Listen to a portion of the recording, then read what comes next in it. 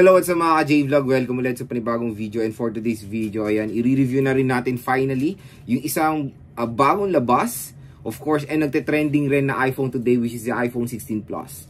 Maganda kaya to. Tara mga ka-J-Vlog, check natin.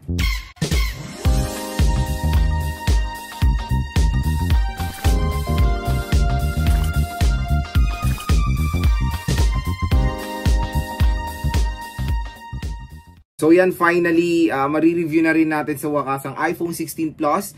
So lumabas siya nung September 2024. And sa Green Hills naging available siya nung September 2022. Lumabas siya international, lumabas siya sa Hong Kong, US, I think, nung September 20. And naging available nga dito, gray market, nung September 22. And expect nyo syempre above SRP siya kasi wala pa po official price yung iPhone 16 series nung September.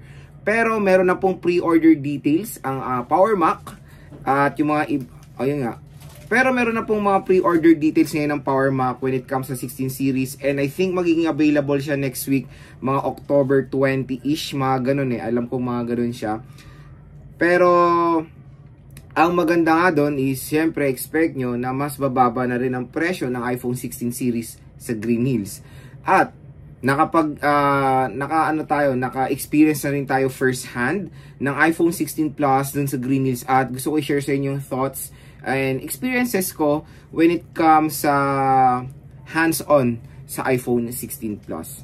So yung kinuha nating color or yung feature nating color is yung favorite color ko sa lineup ngayon is the ultramarine. Pero marami talagang nagkaka-interest dun, which is dun sa Barbie color or fuchsia pink color ng iPhone 16 Plus.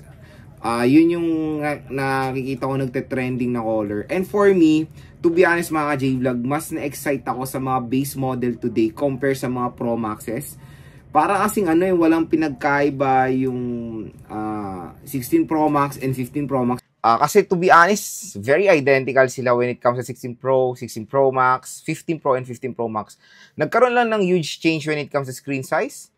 6.9 to 6.7 to 6.9, and the very infamous na capture button na I think nung ginamit ko rin siya nung first hand is hindi naman siya ganun ka big change pag mag-shift kayo sa 15 Pro Max to 16 Pro Max.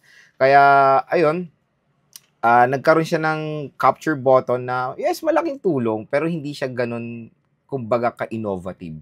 So, focus tayo ngayon sa 16 Plus. 16 Plus for me is the best option kung naghanap kayo ng, sa 16 series ng, nasa middle na siya, I think, middle, or, ayun, middle-ish na size. Kasi 6.9 na pinakamalaki, yung 6.7 and yung 6.1 original size ng screen, ay nanatili po sa mga base model, tapos nag-upgrade po ng mga screen size sa mga Pro models. So the 16 Plus is available sa mga iba't ibang color. I think meron tayong color teal, color white, black, ultramarine, and syempre yung fuchsia pink. So yun, comment down below kung ano yung pinaka-fave na color nyo when it comes to 16 or base model ng iPhone 16. For me, the ultramarine, which is itong fini-feature natin sa ating video today. When it comes sa pricing, usapang pricing tayo. The iPhone 16 Plus sa Green Hills, naglalaro yan for siguro nasa 60 to 70,000. Depende na rin of course sa storage, and depende na rin yan pag lumabas din ng iPhone 16 Plus sa Power Mac. Yung SRP kasi nito, yung parang range ng price niya sa Power Mac is yung for the 128GB is 62,990 pesos or almost 63,000 pesos. Tapos yung 256 naglalaro sa almost 70,000 pesos. So expect nyo pag lumabas siya sa Philippines officially, baka makuha pa natin ng mas mababa yan sa Green Hills. Gano'n naman talaga, di ba? Mas mababa talaga sa Green Hills pag naging official na po na-release sa Philippines ang iPhone 16 Plus. So, usapang specs. Sa specs kasi sa iPhone 16 and 16 Plus, the base model, complete renamed na rin ang chipset ng mga base model. Kasi kung itatrack natin yung record ni Apple when it comes sa base model ng iPhones, na-adapt nila yung older chipset ng mga Pro Maxes. For example, dyan, the iPhone 15 or cut action. For example, dyan, the iPhone 15 meron siyang Apple A16 Bionic chip na na-adapt yung chipset ng iPhone 14 Pro Max na Apple A16 Bionic. Pero ngayon, iba usapan. Complete rename siya for me. Apple A18 na po ang chipset ng iPhone 16 and 16 Plus. So, hindi na nila na-adapt yung Apple A17 Pro. And medyo okay na rin yung ganun para hindi nagkakaroon ng hard decision yung mga consumers when it comes sa picking ng smartphone. Kasi to be honest, pag namimili ako ng smartphone din ng iPhone, kino-compare ko talaga yung current base versus doon sa previous na top of the line na Pro Max kasi magkapareho lang. Kaya marami talagang nalilito when it comes sa ganyang part, especially the chipset. Kasi yon iPhone 15 and 15 Plus para ka rin naka 14 Pro Max. Parang ganun yung mindset ng iba. So ngayon, iba na kasi complete rename na yung mga chipset. And the camera is a huge upgrade when it comes to 16 and 16 Plus. Hindi, 16 Plus lang, but 16 lang. Camera is a huge upgrade when it comes to 16 Plus. Dahil ito, may tinatawag ngayon si Apple na Fusion Camera. Lods, ano ba ang Fusion Camera? Ganito kasi yan mga J-Vlog. Diba ang iPhone 16 Plus is dual rear camera setup, pero you can use 4 type of lenses. Unang-una, main camera. Main camera is equipped of 48 megapixel. Second is the ultra-wide camera, which is 12 megapixel. Meron po tayong huge upgrade when it comes sa ultra-wide camera sa Pro and Pro Max dahil finally, naging 48 megapixel na rin ang ultra-wide camera ng iPhone 16 Pro and 16 Pro Max. Hopefully, sa iPhone 17 base is ma-adapt na rin ang 48 megapixel ultra-wide. Napaka-solid nun. 48, di ba? So, malay natin, next year pa ang upgrade na yan.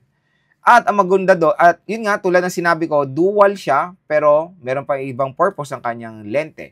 Pwede tayong gumamit ng telephoto and macro lens. So, 4 type of lenses can be used doon sa dual rear camera setup ng iPhone 16 Plus.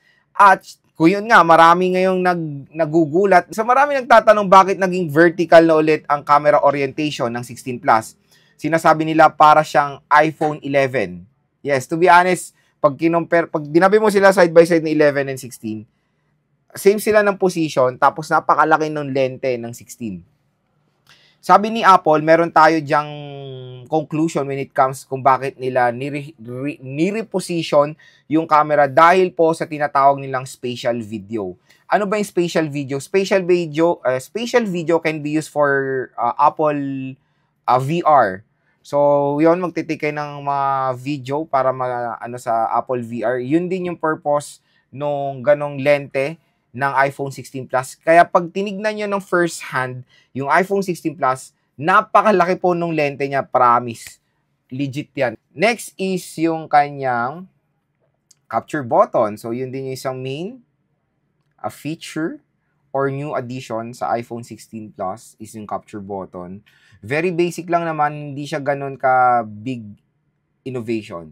Pero, nice addition, kumbaga. Next sa battery. Alam na to ng mga Plus user na ang isa sa pinaka-the best na pwedeng ma-offer ng Plus version na base model is the battery capacity or the battery performance. Legit yan, na-review ko na yung iPhone 14 Plus. Napakatagal po ng battery niyan. Kaya kung naghanap kayo ng isang best iPhone na merong magandang battery performance like the Pro Max, syempre go for the Plus versions dahil nasa 4,000 plus milliamp hour ang battery capacity ng iPhone 16 Plus. Ito mga J-Vlog, to be honest, isang nalungkot ako when it comes sa 16 and 16 Plus base model. I don't know kung pwede pa ba ito ngayon 2024. 60 Hz refresh rate lang po ang iPhone 16 Plus, which is a very bad move kay Apple dahil for a smartphone na merong price tag na 60 to 70,000 pesos, at least dapat 120 Hz na yan, di ba? Hindi ko alam kung bakit still hanggang ngayong 2024, the base model of iPhone is naka 60 Hz refresh rate. Hindi natin alam yan. Marami na rin nagko-complain na consumers bakit 60 Hz. Hindi na lang nila 120 Hz, di ba? Kasi Sayang yan. Ganda na nung full setup ng iPhone mo. Super Retina XDR OLED display, 6.7 inches with ceramic shield. Tapos ganun yung refresh rate, di ba? I don't know. Ano naman yan eh. Depende na rin yan sa upgrade next year. So ito yung iPhone 16 Plus. So ito yung bagong color ng 16 Plus, which is the ultramarine. So napaganda ng color na to. Ayan, so ano siya, parang blue-violet siya in person. Siyempre, yung una diyang mapapansin yung changes is of course the camera itself. So, ginawa na nilang ganitong orientation for spatial video. So, parang ano na rin to eh, parang nagre-resemblance na rin dito yung iPhone 11 na camera. Napakaganda, napakalaki ng lente. So, dual rear camera setup for the iPhone 16 Plus. Matte finish siya, matte. And mas maganda yung mga 16 Plus ngayon yung color kasi yung 15 Plus nun is very very tawag doon, very light yung colors nila. Dito kasi is more on pastel color na yung 16 and 16 Plus. Ayan, ultramarine. So ito yung kanilang syempre very famous ngayon na I think hindi naman siya ganun ka-innovative, which is the capture button. So meron din yan of course sa iPhone 16 Plus. And tignan nyo mga J-Vlog ng malapitan, yung capture button is parang nare-resemblance din natin dito yung Touch ID na matatagpuan natin sa iPad Air 4 and iPad Air 5. So there's a chance, malay nyo naman sa iPhone 17, gawin na rin nilang Touch ID to. So magandang idea din yun, di ba? Na malay natin bumalik din ng Touch ID sa iPhones. So ayan siya, capture button with glossy type, the power button, matte finish. Sa left side is of course action button na rin ng iPhone 16 Plus. And of course yung volume rocker and SIM tray. Sa baba naman is lightning Type-C port and speaker grills. Siyempre, dynamic island na po ang iPhone 16 Plus. Ayan siya. Ayan, tingnan nyo naman. iPhone 16 Plus. Magbabakita ko ng mga photo samples nito. Let's try yung capture button niya. So, pag capture button, click nyo lang yung button na yan. Mag-appear na tayo agad sa camera. And diinan nyo lang yung capture button. And pwede nyo na siyang slide. Ayan, for the ultra-wide camera. Tapos, pag zoom nyo pa further, ayan, tingnan nyo naman. So, ganyan din yung use ng capture button for more easy use dito sa sa pag-zoom. Ayan o. Siyempre, pag okay na yung zooming nyo, then click nyo ng ganyan. So, ayan yung capture button ng iPhone 16 Plus. Sa camera, tingnan natin, explore natin of course yung camera app ng iPhone 16 Plus. So, meron tayong 1x for the main camera itself. Meron tayong 0.5 for ultra-wide camera. 2 times optical zoom. And hanggang 10 times digital zoom po ang iPhone 16 Plus. Sa video naman, syempre ang pinaka-max sa res natin is 4K video recording up to 60 FPS. And even the front camera is 4K resolution din at 60 FPS. Cinematic is 4K 30. Meron tayong slow motion, time-lapse, action mode, portrait mode. And of course, meron na tayong isang, tawag dito, category for the camera app which is spatial video. So, yung spatial video, ito ay very useful to when it comes dun sa VR ni Apple, di ba? So, ayan. For spatial video recording, panorama, ayan. Very simple lang naman din yung camera app ng iPhone 16 Plus. Siyempre, 6.7 inches. Super Retina XDR OLED display. So, meron na tayong pinagkaiba sa 16 Pro Max. Kasi yung 16 Pro Max ngayon is 6.9. Na-maintain po yung screen ng iPhone 16 Plus which is 6.7 inches. Dynamic Island. Ayan, napakaganda nitong ultramarine. Ito po yung pinaka-favorite kong color when it comes sa iPhone 16 Plus lineup.